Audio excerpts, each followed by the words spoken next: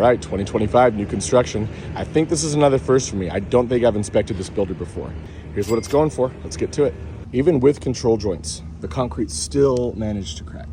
Got one little spot where the caulking needs to be touched up around the window, but that's all we got on this side of the house.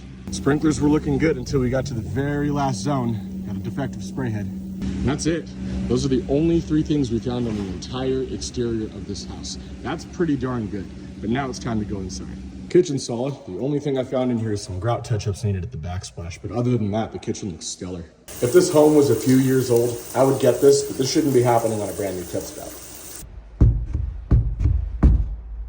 Yep, these faucets are just not gonna work with these sink pans. If you don't put a corner seal in your door frame, 99.9% of the time, this is what you're gonna get. Now that's not the builder's fault necessarily, but this is exactly why we need to be putting corner seals on new construction as standard items. AC is not performing quite as well as it's supposed to here in the primary. The ambient temperature in the home is 80 degrees, so that cool air temp should be somewhere between 65 and 60. Clearly, we're nowhere near that. Got some spots around this window in the garage. They need to be sealed. Gas line with the water heater is just a little bit short for my liking.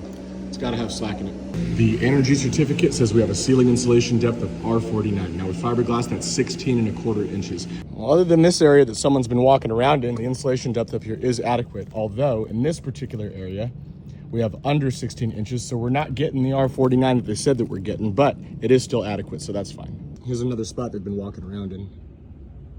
Other than that, the framing looks stellar. And these guys did a really good job. And we're all done. So what do I think overall? You know what, that AC is definitely the priority here today. Everything else is pretty easily fixable, standard minor stuff. Overall, I think these guys are doing a pretty decent job. Kudos.